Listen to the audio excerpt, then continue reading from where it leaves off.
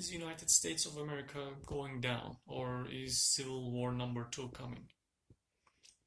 No, I don't think United States is going anywhere. I don't think there will be a civil war or anything like that. But I can tell you that United States locally and as a whole, as a country, is not governed well. The responses are inadequate. The declarations, the policies are slow. They are not successful, and both the local and the countrywide government does not make the do not make the enough precautions, do not take the precautions, and do not implement the law or change the law efficiently. Now, this all started, of course, yes, George Floyd's death sparked these unrest and the protests and the no police zone in Seattle and whatnot, you can say. But let's not forget that due to COVID-19, unemployment spiked, people died, people got sick, people were trapped and forced to be at home, and unhappiness soared. So this George Floyd's death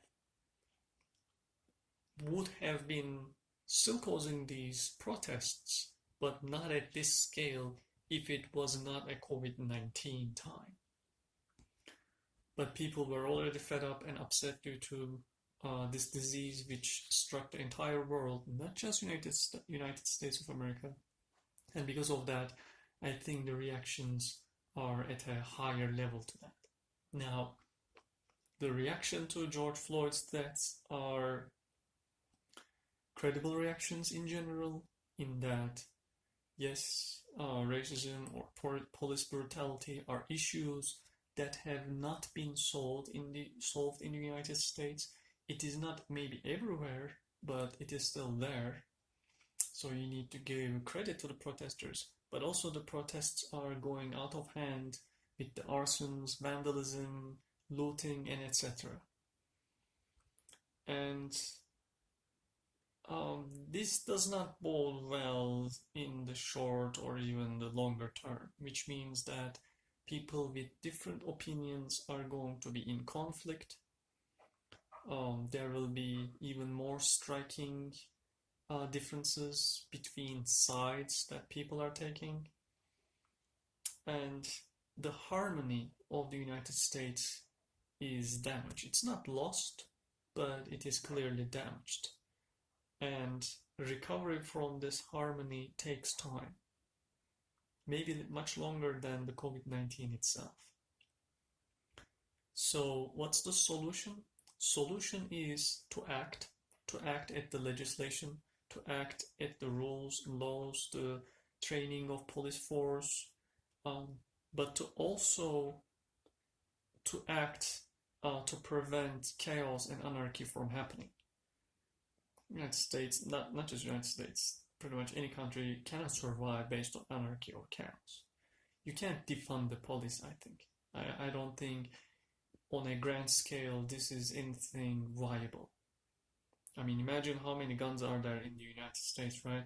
If there is no police force locally overseeing and keeping crime in check, then there will be much more gun violence. United States is not a country where you can take away the police from anywhere, okay? But at the same time, you can say that those police should be knowledgeable and should be aware of what the hell they are doing. And you need to train them and you need to select them well, which has not been done clearly in some cases. Not been done well in those cases. So in short, basically, people just need to, they can continue with the protests as long as they are peaceful, as long as there is not property or damage to others, to police force itself, because as I said, police is doing its job. They might be doing certain things wrong, but that's because they are governed that way or they are ordered to do things that way. So don't just start individually blaming this police and that police and that without any of without anything wrong on an individual side. So yes, there needs to be centrally new changes that should be coming, and also locally new changes should be coming to states, but it's not going to happen fast. And therefore, I hope that people realize that being calm, being considerate of each other, showing empathy, and not forgetting the rules that makes and brings and keeps the United States together are the bonds between people. I hope that people will not forget that, and I hope that people realize um, the COVID-19 put everything in a worse shape.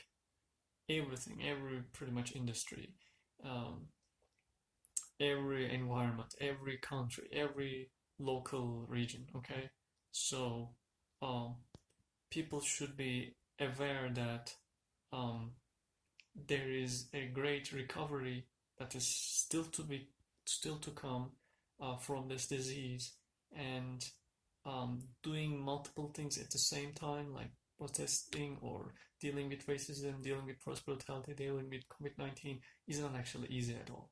These things will take time. So yes, you can raise your voice, but please do so by obeying the rules, obeying the law, and also be considerate of the police. Yes. So yes, there is some violence coming from some individual police members, but the majority of them, I believe, are simply good men and women who are there to serve you. Okay, don't forget that. Stay safe and be vigilant, and don't forget the things that make United States whole and a good and a powerful country.